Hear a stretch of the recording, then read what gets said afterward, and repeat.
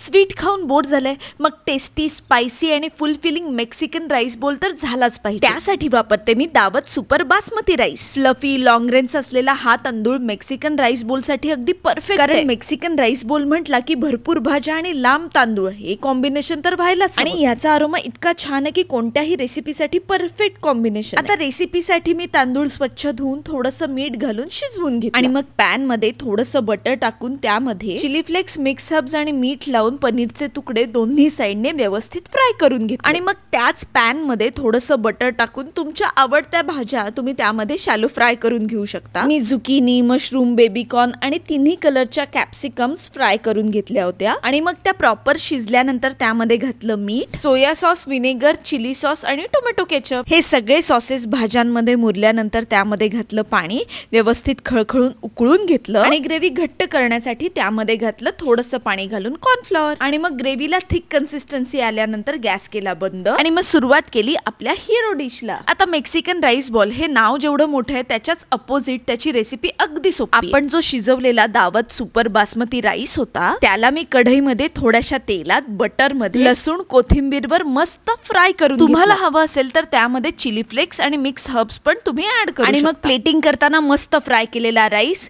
तयार केलेली ग्रेव्ही आणि फ्राय केलेले पनीर एकत्र ठेवून झाली आपली रेसिपी तयार। असा चमचमीत दावत सुपर बासमती राईस पासून तयार केलेला मेक्सिकन राईस बोल तुम्ही पण नक्की ट्राय करा।